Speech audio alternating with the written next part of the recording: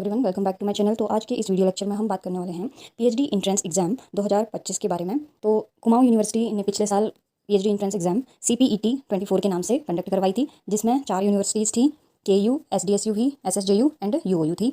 और उसमें ये एग्ज़ाम कंडक्ट करवाया गया था और इसमें एंट्रेंस एग्ज़ाम हुआ था। जो एक तो उसमें कैंडिडेट जिन्होंने एंट्रेंस एग्ज़ाम दिया था और एक वे थे जिन्होंने एग्ज़ाम नहीं दिया था, यानी कि जो एग्ज़ाम से एग्जाम्प्टेड थे, यानी कि जिन्हें एग्ज़ाम नहीं देना था, जिनके पास कोई भी सर्टिफिकेट था, CSIR नेट या गेट या अदर कोई भी उनको कोई फेलोशिप वगैरह मिलती है, तो उन्होंने एग्जाम्प्टेड कैटेगरी में फॉर्म भरा था। इस बार जो नोटिफिकेशन है कुमाऊं यूनिवर्सिटी की तरफ से आ गया है, कैलेंडर जारी कर दिया गया है पीएचडी एंट्रेंस एग्जाम 2025 के लिए। 10 अगस्त को आपका एग्जाम होना है। लेकिन यहाँ पे आप वेबसाइट पे देख सकते हैं कि अभी यहाँ पे जो ऑफिशियल वेबसाइट है यहाँ पे उत्तराखंड हायर स्टेट की, यहाँ पे कोई भी नोटिफिकेशन अभी तक नहीं आया है। यहाँ पे जो लास्ट नोटिफिकेशन है 27 मई का है, यानी कि जो पिछले बार आपका CPET हुआ था, पहले तो आपका एग्जाम हुआ था एंट्रेंस एग्जाम, उसके बाद तब जाके आपके जनवरी में आपके काउंसलिंग होकर आपके एडमिशन हो गए थे, जनवरी फरवरी तक। एडमिशन के नाम से 2025 में 24-25 के नाम से एक एडमिशन फॉर्म निकाला फिर से दोबारा से, जिसमें फिर से कुछ एडमिशन्स लिए गए और उसी का ये नोटिफिकेशन लास्ट है कि 27 मई तक चला था। यानी कि आपका जो पिछले बार का पीएचडी एंट्रेंस एग्जाम हुआ था, एक तो आपका एंट्रेंस एग्जाम हुआ था और दूसरा आपका एडमिशन के नाम से हुआ था। तो हो सकता है इस बार भी आपका इसी प्रकार से हो। अब पिछले बार यहाँ पे सिर्फ 4 यूनिवर्सिटीज़ ऐड थी, अब हो सकता है यहाँ पे इस बार और यूनिवर्सिटीज़ को इसमें शामिल कर लिया जाए, क्योंकि पिछले बार ही समर्थ पोर्टल एक्टिव हुआ था। यानी कि इससे पहले 2024 से पहले जितने भी एग्जाम होते थे, सबके अलग अलग यूनिवर्सिटी के अलग अलग वेबसाइट पे होते थे। पिछले साल 2024 से आपका जो एग्ज़ाम है वो कंबाइंड फॉर्म में हो गया है। अब जितने भी एग्जाम होंगे, बाकी बची हुई जितनी भी यूनिवर्सिटीज़ हैं, ये सब अब ऐड हो जाएंगी इस समर्थ पोर्टल में, क्योंकि ये उत्तराखंड का हायर एग्जामिनेशन का पोर्टल है। इसमें सभी यूनिवर्सिटीज़ जुड़ जाएंगी। अब देखिए, मैं आपको एक बार इसका जो कैलेंडर है जो कुमाऊं यूनिवर्सिटी ने निकाल रखा है, उस कैलेंडर को एक बार दिखा देती हूँ कि आपका जो पीएचडी एंट्रेंस एग्जाम की डेट इन्होंने दे रखी है वो कितने तारीख का है।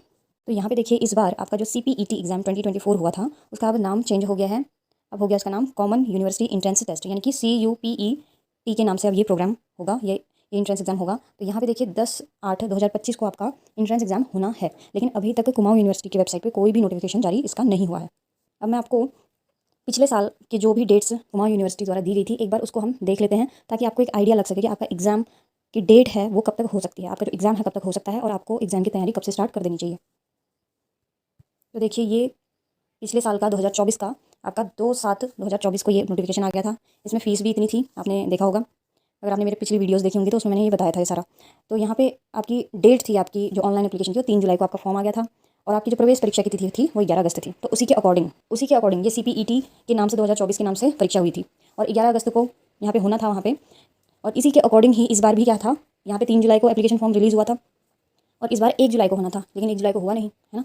और यहाँ पे 11 अगस्त को आपका पेपर होना था और आपके एप्लीकेशन फॉर्म स्टार्ट भी हो गए थे, बहुत लोगों ने फॉर्म भर भी लिया था। और जो सामान्य अन्य पिछड़ा वर्ग EWS वर्ग के लिए 2,550 रुपये फ़ीस थी और अनुसूचित जाति, अनुसूचित जनजाति, दिव्यांग के लिए 2,050 रुपये फ़ीस थी। तो इस प्रकार से हमने देखा था।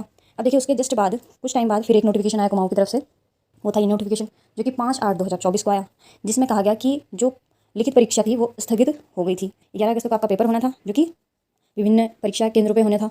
तो 8 सितंबर को फिर क्या कर दी, डेट बढ़ा दी। पिछले बार का है ये नोटिफिकेशन।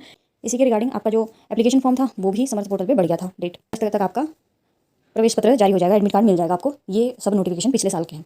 तो अगर इस हिसाब से अगर हम देखें तो आपका एप्लीकेशन फॉर्म अभी तक रिलीज़ नहीं हुआ है। अभी कुमाऊं में जो स्थिति है वो ये है कि अभी रिजल्ट जारी हो रहे हैं सभी कोर्सेज़ के, जितने भी कोर्सेज़ हैं उनके। तो अभी वेबसाइट में ऐसा कोई भी अपडेट नहीं है। तो अगर देखा जाए पिछले आंकड़ों के हिसाब से तो हम मान सकते हैं कि जो आपका एग्ज़ाम होगा वो सितंबर में होगा, और सितंबर में या तो मिड सितंबर में होगा, 10-15 डेट को होगा सितंबर में। आपका जो एग्ज़ाम होता है वो हमेशा रविवार को ही होता है। तो अगर जुलाई के, या तो आपका जो एप्लीकेशन फॉर्म है जुलाई के लास्ट वीक में आपका जो एप्लीकेशन फॉर्म भरने की डेट है वो रिलीज़ हो जाएगी, लास्ट वीक ऑफ जुलाई में 2025 के सेशन में आपका जो एडमिशन होना है और एंट्रेंस एग्ज़ाम होगा पहले आपका, फिर बाद में हो सकता है एडमिशन के नाम से फिर से ये एग्ज़ाम करवाएंगे, जैसे कि पिछले बार करवाया था। तो उन्हीं आंकड़ों को देख के मैं आपको ये जानकारी दे रही हूँ। तो चलिए, एग्ज़ाम का तो हमें एक आइडिया लग गया है कि आपका जो एग्ज़ाम होगा वो सितंबर में होने की संभावना है, और अगस्त, या तो आपका अगस्त में डेट आएगी एप्लीकेशन फॉर्म आपकी, या तो अगस्त में आएगी, या तो आपके जुलाई के लास्ट वीक तक आपका जो एप्लीकेशन फॉर्म है वो स्टार्ट हो जाएंगे। लेकिन इससे बड़ा सवाल ये होता है कि आपको ये पता होना चाहिए कि जो आपकी एलिजिबिलिटी है वो कितनी है, और आपका जो सिलेबस है वो सब अगर आपको पता है तो फॉर्म जब भी आपके खुलेंगे आपको फॉर्म ही भरना है। और मैंने आपको पिछले साल की फ़ीस भी बता दी है, तो लगभग इतनी ही फ़ीस इस बार भी रहने वाली है।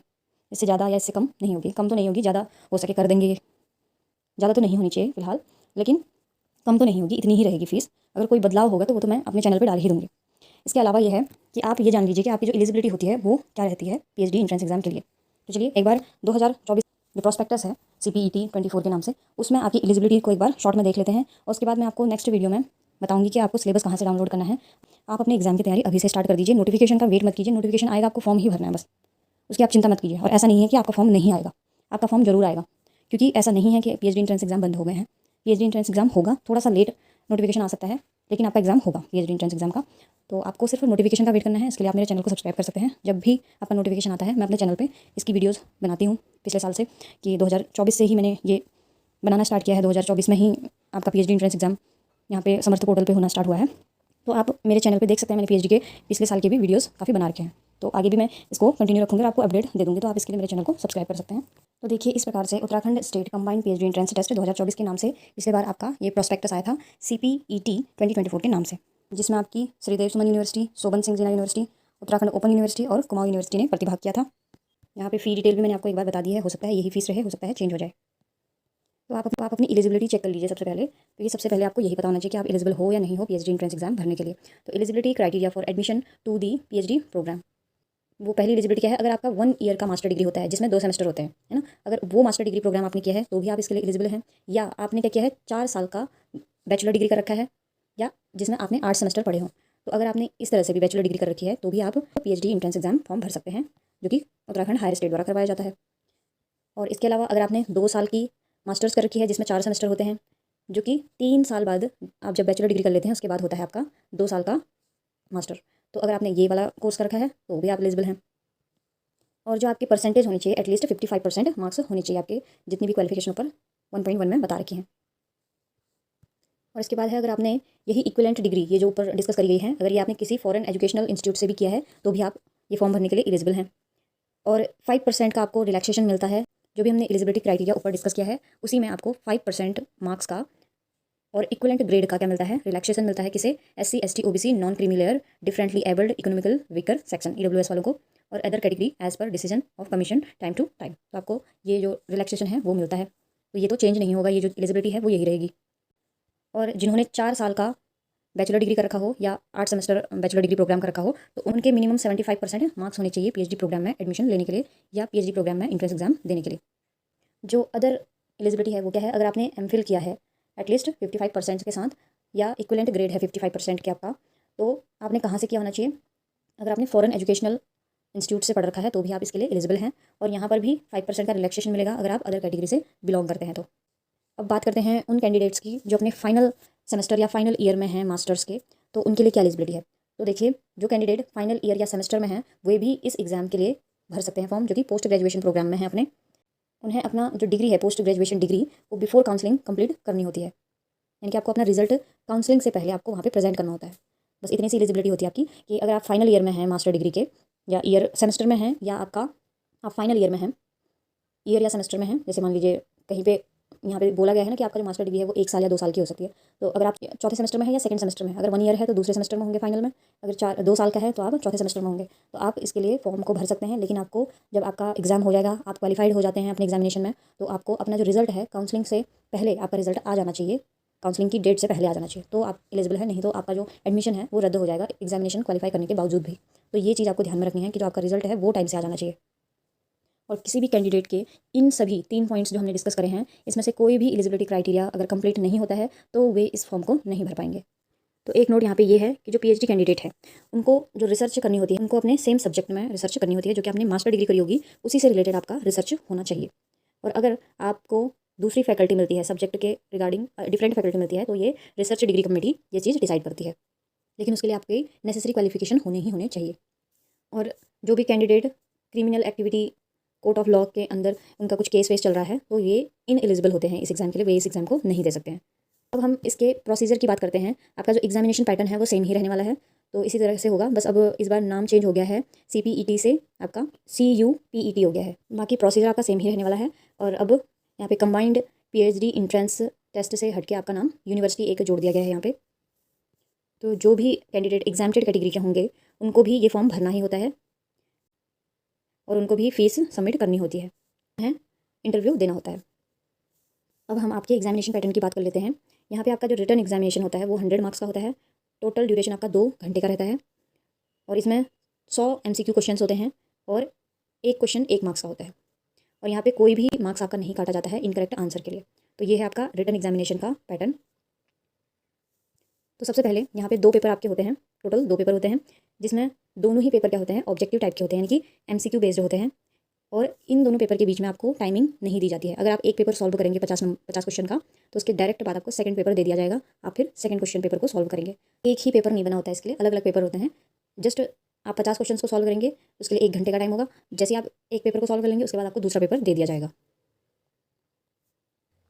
तो जो पहला पेपर आपका होता है वो 50 मार्क्स का होता है और 50 नंबर ऑफ क्वेश्चन होते हैं, यानी कि एक क्वेश्चन 1 मार्क्स का होता है। और ये आपका रिसर्च मैथडोलॉजी से रिलेटेड होता है, और रिसर्च से रिलेटेड आपकी क्या एबिलिटी है इसमें ये चेक किया जाता है। इसका सिलेबस आपको कुमाऊं यूनिवर्सिटी की वेबसाइट से भी मिल जाएगा, एसएसजेयू की वेबसाइट से भी मिल जाएगा। तो मैं इसको नेक्स्ट लेक्चर में आपको बता दूंगी कि आपको जो रिसर्च पेपर है वो कैसे डाउनलोड करना है, इसका भी मैं एक वीडियो बना दूंगी। और यहाँ पे देखिए जो सेकंड पेपर होता है वो भी 50 मार्क्स का होता है और 50 एमसीक्यू क्वेश्चन होते हैं। अब ये जो 50 क्वेश्चन होते हैं आपके, वो आपके सब्जेक्ट से रिलेटेड होते हैं, जो आपने मास्टर डिग्री कर रखी है उसी से रिलेटेड होते हैं ये subject. Uttarakhand combined PhD entrance exam के लिए आप कौन से सब्जेक्ट से पीएचडी कर सकते हो, तो इसकी कुछ लिस्ट थी, एक बार मैं पहले उसको आपको दिखा देती हूँ। तो देखिए यहाँ पे कुछ इस तरह से सब्जेक्ट दिए गए थे आपको। कुमाऊं यूनिवर्सिटी में आपको 22 सब्जेक्ट दिए गए थे, और श्रीदेव सुमन यूनिवर्सिटी में आपको 20 सब्जेक्ट दिए गए थे, एसएसजेयू यूनिवर्सिटी में आपको 22 सब्जेक्ट दिए गए थे, और उत्तराखंड ओपन यूनिवर्सिटी में आपको 21 सब्जेक्ट दिए गए थे, जिससे आप पीएचडी का फॉर्म भर सकते थे पिछले बार।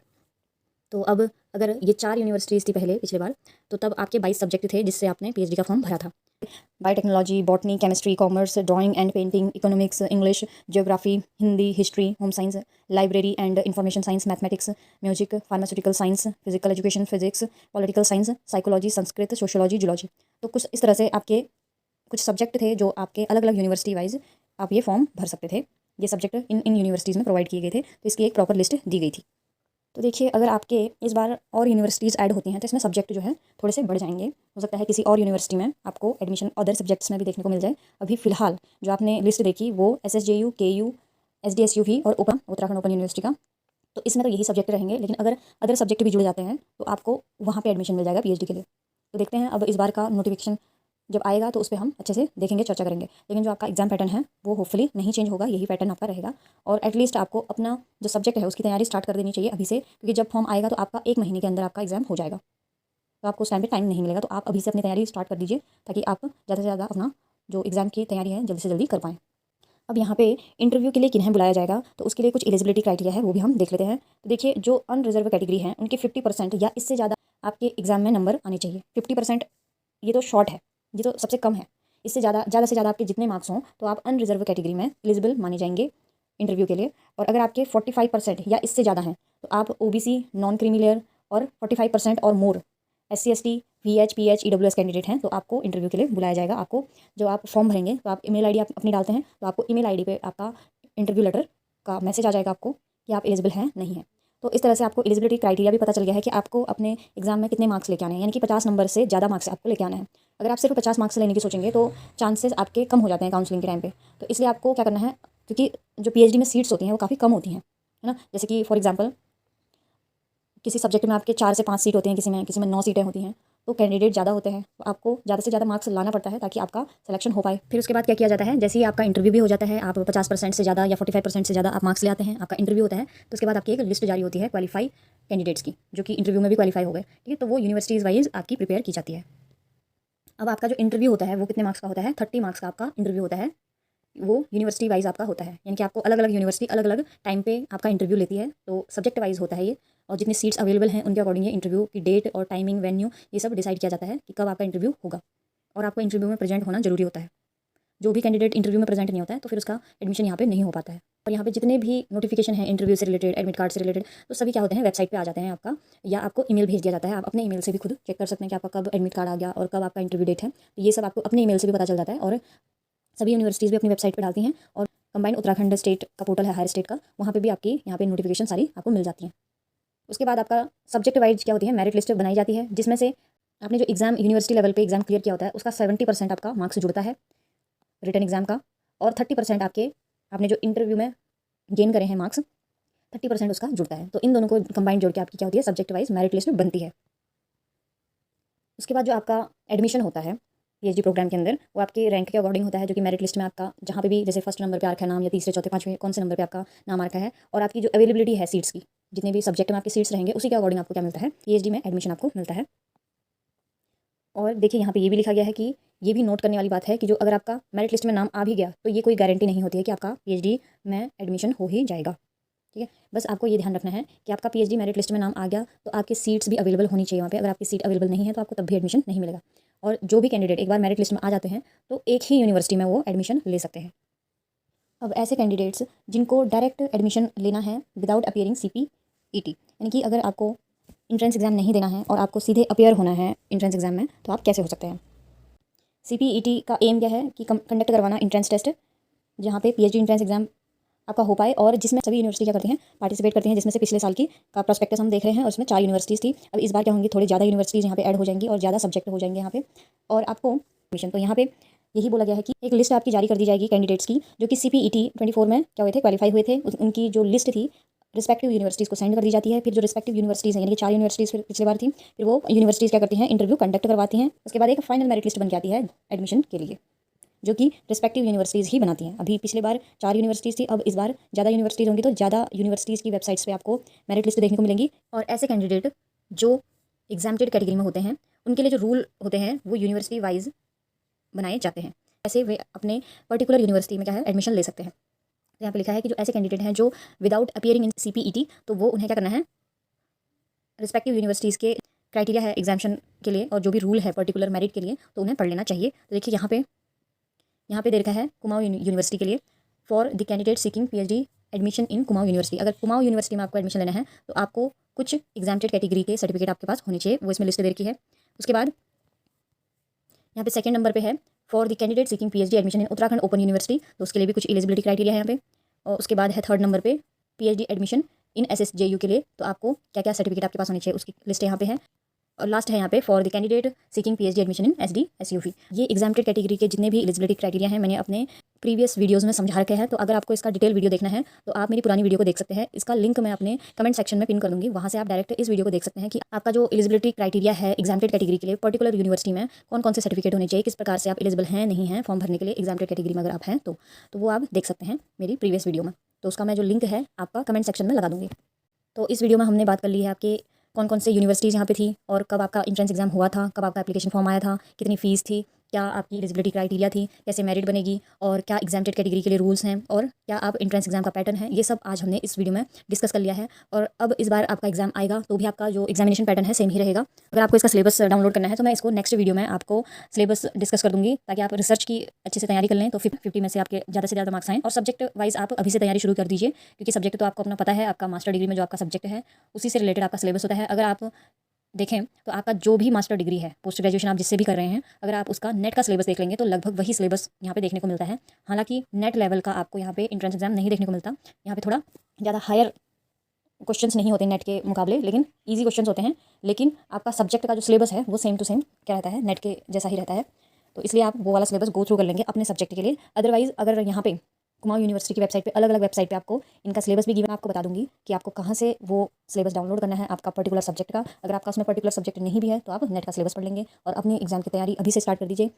नोटिफिकेशन का वेट मत कीजिए, आप किसी के भी चैनल को सब्सक्राइब कर लीजिए जो भी आपको सही लगता है कि सही अपडेट दे रहे हैं। आप उनका चैनल सब्सक्राइब कर सकते हैं या मेरा चैनल सब्सक्राइब कर सकते हैं, क्योंकि मैं इसी पे वीडियो बनाती हूँ। तो जब भी नोटिफिकेशन आएगा मैं आपको इन्फॉर्म कर दूँगी, अपने चैनल पर मैं अपना ये वीडियो भी डाल दूँगी। और आप पोस्ट वाले सेक्शन में भी देख सकते हैं कि वहाँ पे भी मैं पोस्ट अपलोड कर देती हूँ। अगर मैंने वीडियो नहीं बनाई है तो उससे पहले मेरा पोस्ट आ जाता है कि आपका जो एंट्रेंस एग्जाम है वो स्टार्ट हो गया है, तो वहाँ से भी आप देख सकते हैं। तो आपको तैयारी अपनी रखनी है, ज़्यादा से ज़्यादा अपनी तैयारी करनी है रिसर्च की और अपने सब्जेक्ट की, तभी आपका जो एंट्रेंस एग्जाम है वो क्वालिफाई हो पाएगा, आपका मेरिट में नाम आएगा। उसके बाद आपको इंटरव्यू की भी तैयारी करनी पड़ेगी, तो काफ़ी लंबा प्रोसीजर ये चलेगा। तो आप अभी से स्टार्ट कर दीजिए अपने एंट्रेंस एग्जाम की प्रिपरेशन। नोटिफिकेशन तो आएगा, आप अपना फॉर्म भर ही लेंगे, उसमें कोई बड़ी बात नहीं है। आपका फॉर्म भरने में कोई टाइम नहीं लगेगा उतना जितना आपको तैयारी करने में लगेगा। इसलिए मेरी आपके लिए बेस्ट एडवाइस यही है कि आप अपना एग्जाम की तैयारी अभी से स्टार्ट कर दीजिए। ऐसा नहीं है कि आपका एग्जाम नहीं होगा, आपका एग्जाम होगा ही होगा, क्योंकि ये जो एंट्रेंस एग्जाम है पिछले बार सितंबर में हुआ था, तो हो सकता है इस वजह से। और यहाँ पे कुमाऊं में अभी हर यूनिवर्सिटी, जितनी भी यूनिवर्सिटीज़ पिछले बार ऐड थी यहाँ पे, वहाँ पे क्या हो रहा है, अभी रिजल्ट्स आने स्टार्ट हो रखे हैं सभी कोर्सेज़ के, इसलिए भी हो सकता है ये काम डिले हो रहा है। तो अब इसमें ज़्यादा समय नहीं लगेगा, आप मान के चलिए जुलाई लास्ट वीक और फर्स्ट वीक ऑफ अगस्त में आपका एप्लीकेशन फॉर्म स्टार्ट हो जाएगा।